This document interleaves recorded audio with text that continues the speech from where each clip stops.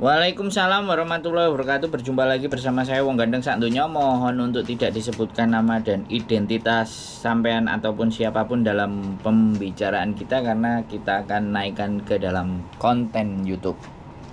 Bagaimana saya membantunya? Mau tanya, Nah, kalau intermediate itu bisa nggak ya Mas ya kalau saya kerja ke Makau? ya bisa. Kira-kira membutuhkan biaya berapa Mas? Ya sebenarnya macam-macam biaya agent di Makau. Ada yang 4.000, ada yang 5.000, ada yang 6.000. Tergantung agentnya, Mbak. Iya soalnya kan apa ya, majikanku kan kalau setiap kerjaan itu kan selalu lapor ke agenku. Dia bilang kan bahasanya kurang, kalau kantonis emang bahasanya kurang, cuman saya bisanya kan Mandarin. Nah pas itu kan waktu interview dulu aku kan udah bilang aku nggak bisa bahasa kantonis ya, kalau bisa cuman dikit-dikit lah. Cuman majikannya oke, nggak apa-apa, katanya anaknya juga bisa bahasa kantonis, kalau ada apa-apa bisa tanya sama anaknya. Nah sekarang fakultas izinnya dia bilang aku nggak bisa bahasa sini, soalnya kan majikan nggak bisa bahasa Mandarin. Aku kalau tanya sama anaknya, terus majikan gue bilang jangan tanya sama anaknya terus, dia bilang gitu, tanyanya sama saya. Kan bosku kan nggak bisa bahasa Mandarin, mana nanya gitu Mas. Terus dia bilang kamu tuh mau kerja nggak sih di sini, dia bilang gitu. Ya kalau kerja sih saya mau, orang dari Indonesia kan, kita ke Indonesia ke sini kan buat cari kerja kan Mas, nggak buat main-main. Nah dia bilang gitu. Pas itu komplain lagi masalah masak.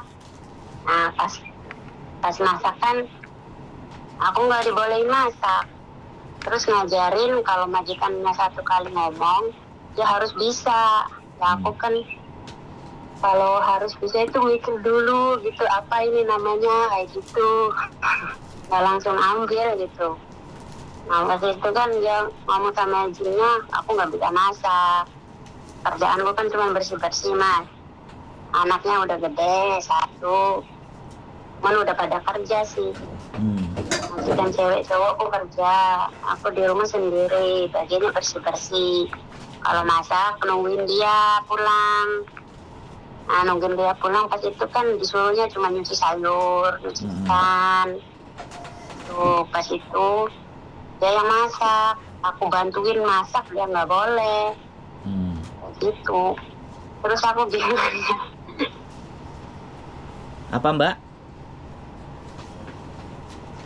Iya bantuin masaknya nggak boleh. Terus ngomong sama agennya aku nggak bisa masak kayak gitu.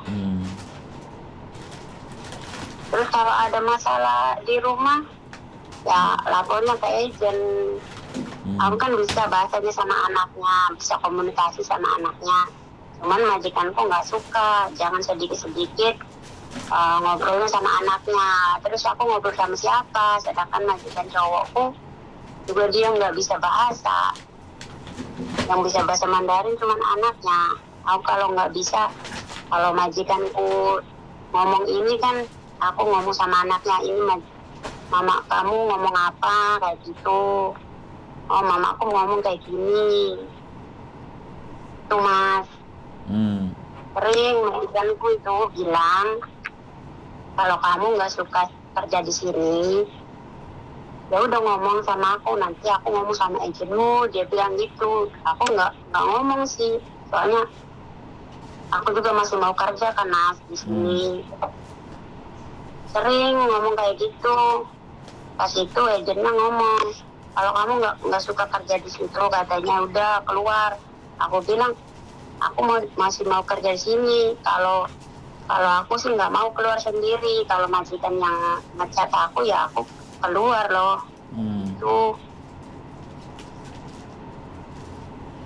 pas itu ya kayak gitu terus Mas, sering sering komplainnya yang kayak gitu, nggak bisa masak, nggak bisa kerja. Padahal ya emang sih kerjaan cuma bersih-bersih doang kan bisa. Terus masak juga bisa kalau dia mau ngajarin, cuman dia nggak mau ngajarin. Kan masakan orang juga beda-beda kan Mas. Waktu di Taiwan beda, soalnya beda rumah itu beda lagi masakan itu, nggak sama. Takutnya kan aku masak ini dianya nggak suka gitu, makanya ya ajarin dulu lah biar bisa gimana cara masaknya orang sini kayak gitu. Lagian saya kan non juga, di Hong Kong juga non. Kalau di Taiwan sih ya udah biasa semuanya, pasar sendiri, masak juga kata bosku suruh ngatur sendiri gitu. Kalau di sini kan bosku yang masak, ke pasar, masak juga bosku yang handle. Jadi aku bagiannya bersih-bersih doang. Kalau masak nungguin dia, ya pulang. Pas itu kalau dia nyuruh suruh cuci sayur ya tak cuci sayurnya. Itu Mas. Terus saya bingungnya itu, dia tuh selalunya kalau kamu nggak suka kerja di sini, dia bilang, ya udah kamu ngomong aja sama agent, sama aku, nanti aku ngomong sama agent. Kayak gitu. Itu kan kalau saya yang ngiyain, aku yang keluar sendiri dong Mas. Tidak. Saya nggak ngomong, saya cuma diam. Ya nggak bisa ngapa-ngapain. Ya ini kan baru habis potongan, masih baru juga. Ya saya pengennya sih finish dari sini. Aku juga nggak mau nge-free. Aku juga bertahan dari awal juga. Kalau aku nggak bisa tahan juga udah keluar Mas. Apalagi dari awal itu baru 1 minggu udah ditunjuk-tunjuk mukaku. Tapi aku sabar lah, orang aku juga dari Indo ke sini mau cari kerja kan. Masa dikit-dikit mau pulang gitu kan nggak mungkin. Nah udah berjalan ini udah 6 bulan baru habis potongan. Dianya ngomong lagi kayak gitu. Ya misalkan kalau dia ngeluarin ya nggak apa-apa, nanti saya bisa telepon Mas Ando lagi. Untuk gimana caranya mau pergi ke itu kan, soalnya di sini nggak bisa nunggu visa di Hong Kong kan Mas. Sampean ngasih giliran aku ngomong apa sampean mau ngomong terus Mbak?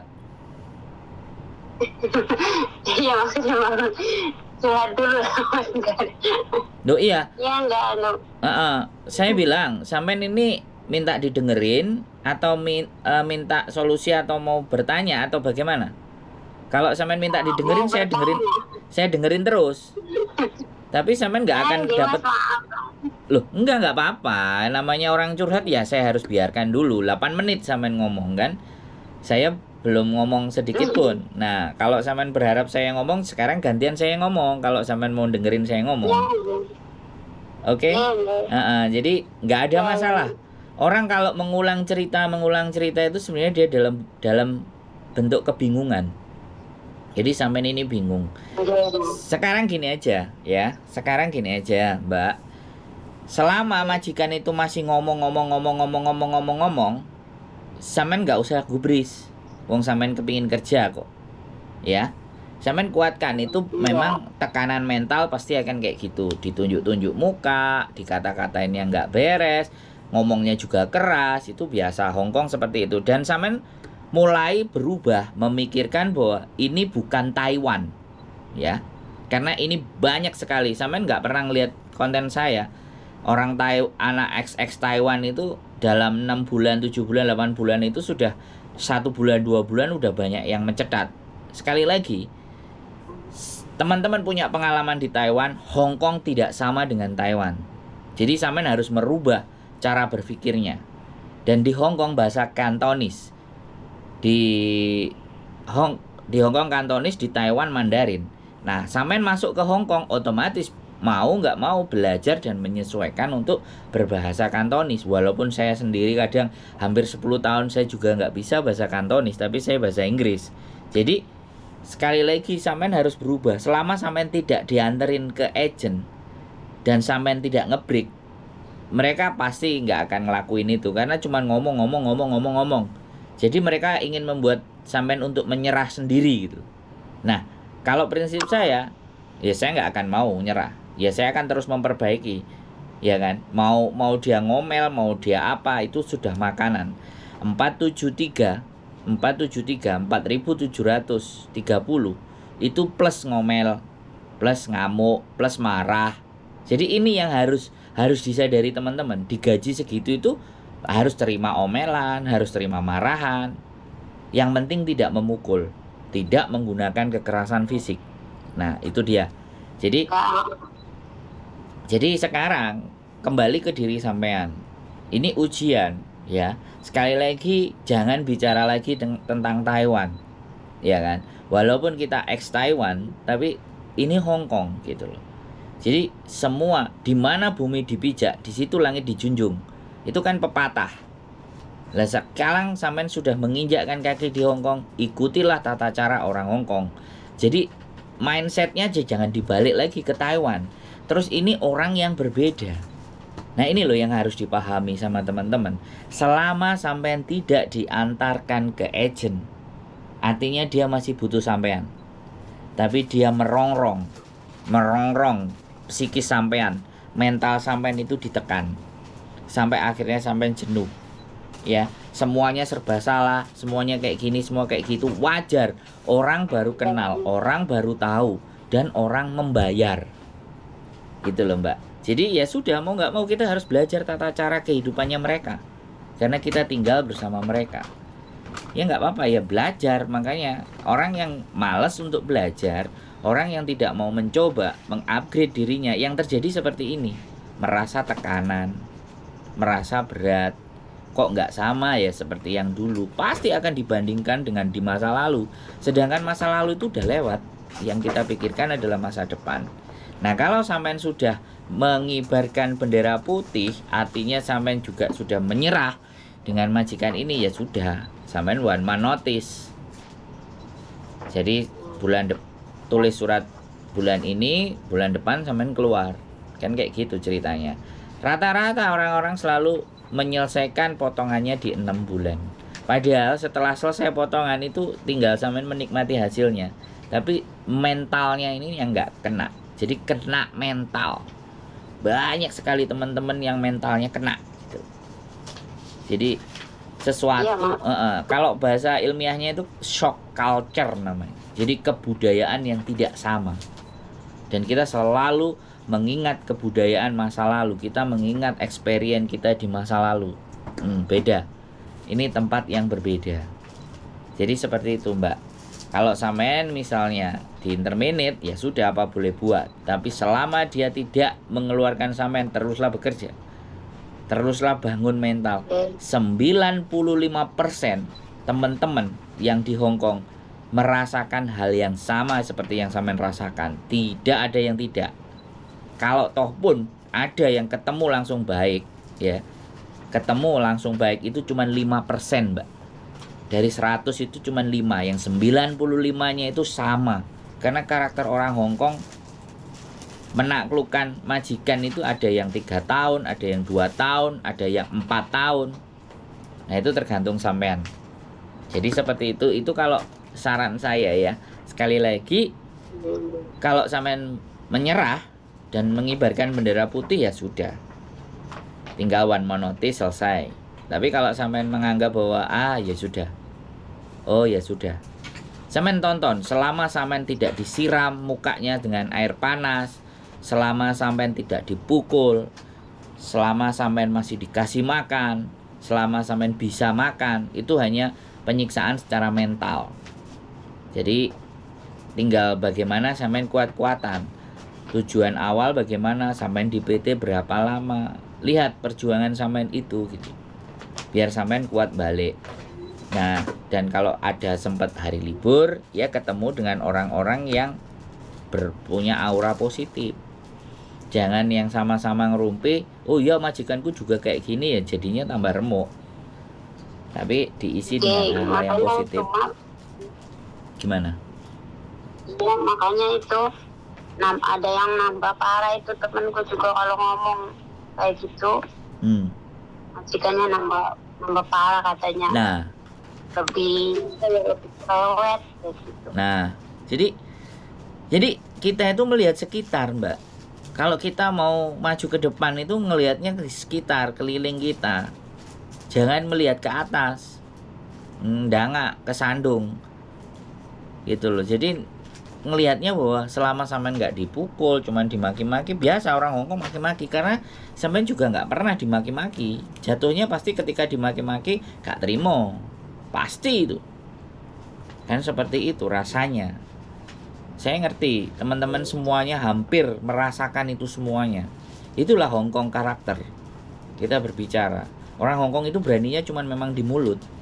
Sudah fix itu. Kalau dia main fisik bahaya. Mereka tahu konsekuensinya kalau main fisik. Makanya mainnya mulut. Kalau mulut yang disakiti hati. Kalau fisik kan yang disakiti badan toh, Mbak. Bener nggak? Ya tinggal tekadnya sampean. Oke, saya mau finish. Terserah lu mau ngomong apa. Saya kerja. Ya udah, kalau dikasih tahu, oke, muisi besok diperbaiki. Oh deh, lama-lama dia capek kok. Orang marah itu kan capek toh, Bu. Sampean marahi orang tiap hari kan lama-lama sampean juga capek kan. Yang stres kan juga sampean. Kalau seandainya sampean marah-marah terus, ambil aja kayak gitu, bawa senyum aja. Oke, udah, oke, ya sudah, saya perbaiki. Enggak, selama sampean tidak disuruh beres-beres, tidak diantar ke agent, sampean masih dibutuhkan di situ. Sampean masih bagus karena masih diomongin. Ada anak yang bosnya nggak suka, langsung suruh beres-beres, tak antar ke agent. Ada, itu jauh lebih sadis. Kalau masih ngomong, dia masih butuh. Soalnya kan majikanku udah 2 cece, yang 1 cece baru 6 bulan. Oke, saya potong ya. Jangan bandingkan orang lain. Sudah, itu perjuangan orang lain. Jangan disamakan orangnya. Kalau sampean berpatokan itu, maka sampean juga akan drop. Bisa dipahami nggak? Sampean, CC itu, majikan. Anak-anak selalu play victim namanya. Jadi kalau orang lain nggak bisa, dianggapnya kita juga nggak bisa. Jangan begitu prinsipnya. Kalau Mbak itu tidak bisa bertahan, saya harus bertahan. Bisa dipahami nggak? Jadi dibangkitkan semangatnya di dalam diri. Kuncinya cuma di situ. Hongkong dolar gurih. Tapi kalau mental kita drop, ya selesai. Nggak dapat Hongkong dolar. Kalau ke Makau jadi mob Makau. Jadi duit Makau bukan duit Hongkong gitu. Kalau rupiah sekarang di Indonesia semuanya serba mahal. Pikirkan baik-baik. Tapi kalau sekali lagi sudah menyerah, ya sudah, bendera putih dikibarkan, one man notice. 1 bulan. Hari ini kita taruh surat, bulan depan selesai. Tapi menurut saya sekali lagi ya Kak, selama majikan masih ngomel sama sampean, itu majikan masih butuh. Iya kan? Sampean dikasih tahu sama didiemin, lebih milih di mana? Tahu-tahu didiemin, dianterin, suruh beres-beres. Kan lebih berabe itu. Kita nggak ada persiapan. Dan pesan saya satu hal, ya kan? Simpan baik-baik duit. Karena sampean di masa transisi. Jadi jangan dikirim ke Indonesia semua. Walaupun selesai nanti ibaratnya selesai potongan, sampean masa transisi. Jadi masa dimana sampean harus punya cadangan. Tahu-tahu nanti begitu meleset, sampean nggak pegang duit, nah itu banyak terjadi sama teman-teman. Uang udah dikirim ke Indonesia semua.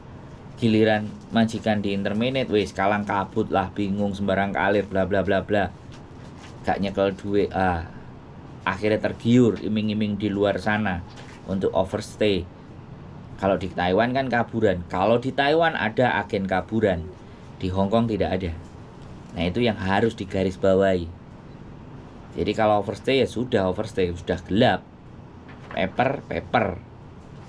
Ya tetap, ya sekali lagi orang-orang yang hidup di luar, yang dokumennya sudah tidak hidup lagi gitu. Nah, apakah nanti sampean akan masuk ke dalam hal yang seperti itu? Nah, sekali lagi ya Mbak. Jadi sekali lagi saya tidak membela majikan, saya tidak membela agent, tapi mental sampean harus dikuatkan.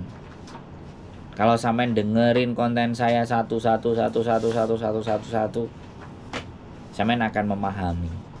Tapi kalau lihatnya cuma sekali, 2 kali, terus kepingin telepon, ya sudah nggak masalah. Kalau perlu nanti Ini kalau naik sampean dengerin berkali-kali, atau sampean liatin yang kena masalah, atau sebagai motivasi sampean liatin yang dapat long service sampai 50.000 itu kok bisa. Nah itu dibuat banyak pelajaran buat sampean. Ini Hongkong ini Hongkong bukan Taiwan. Di mana bumi itu dipijak, disitulah langit dijunjung. Itu sudah pepatah. Jadi kita nggak bisa, kita harus belajar lama sampai bisa mengerti dan memahami. Alah begini, ya begitulah ceritanya. Wes. Ya kayak mana ya, kuat-kuatan gitu intinya. Iya betul, harus kuat-kuatan. Lu yang mati apa gue yang mati gitu. Kamu yang mati apa aku yang mati, sudah gitu aja. Tapi ya sekali lagi jangan lupa tetap makan. Bagaimana caranya kalau ada yang nggak dikasih makan sampai malam terus dihukum tidurnya, mereka suruh tidur duluan baru mbaknya boleh tidur, besok harus bangun pagi nyiapin sarapan, semua sama. Itu jauh lebih parah lagi, nggak dikasih makan berat badannya 5 kilo 8 kilo turun. Ya wes karena tertekan mental. Semuanya masalahnya cuma di mental. Wes dablek aja kalau kata orang-orang. Sama orang Hongkong itu harus dablek. Kalau kamu ngeluarin saya, kamu rugi. Kalau saya yang keluar sendiri, saya yang rugi. Udah, supaya nggak rugi saya harus bertahan. Sekali lagi ya, saya tidak membela siapapun. Saya mendudukkan sesuatu itu sesuai di Hongkong. Kalau sampean masih tidur di rumah majikan, saya 8-7 bulan tidurnya di Victoria Park. Dan itu bagian dari perjuangan. Saya bukan langsung enak seperti saat ini. Di 10 tahun yang lalu ya, makan itu dari teman-teman. Buah yang nggak dibawa pulang, gorengan yang nggak habis, kerupuk yang ibaratnya nggak dibawa pulang, mereka malas bawa pulang. Nih mas, sama saya tak buat makan besok lagi, tak makan lusa lagi. Ya memang irit, saya tidak pernah tidur di hotel. Tidur saya di lapangan Victoria Park. Itu makanya perjuangan. Selama kita berjuang ya Gusti Allah pasti tahu lah. Jadi kalau jadi nggak ada masalah, menyerah boleh, silahkan, bebas, kita tidak ada paksaan. Tapi saya berharap sampean tidak menyerah. Kalau nanti butuh memang tiba-tiba di interminute ya silakan hubungi. Makau masih buka dan Makau banyak pekerjaan. Kalau sampean nggak mau pulang ke Indonesia, no problem. Kalau suatu saat sampean pingin jalan-jalan, kalau jalan-jalan ke Makau, pingin tahu Makau, pingin bagaimana untuk ngatur strategi ya silahkan monggo. Saya ada nomor yang bisa dihubungi, bisa ketemu. Seperti itu. Oke. Coba kuat-kuat. Iya, betul. Harus. Sampean harus kuat. Dan sampean yakinkan ke dalam diri, bisa selama aku nggak diusir. Kalau aku diusir berarti selesai. Nggak apa-apa. Berarti yang kalah dia, bukan sampean. Dia mancing sampean untuk. Ya, sip. Tonton konten terus ya, biar punya semangat terus, oke? Oke, sehat selalu Mbak ya. Yuk. Assalamualaikum. Waalaikumsalam warahmatullahi wabarakatuh. Oke teman-teman, 6 bulan semuanya sama kasusnya. Selesai potongan ingin mengakhiri break, padahal selesai potongan adalah waktunya panen. Tapi ya sudah, setiap manusia punya kekuatan mental yang berbeda-beda. Yang jelas ini negeri beton, mental kita juga harus cari beton. Keep stay tune my YouTube channel and see you next video. Bye bye.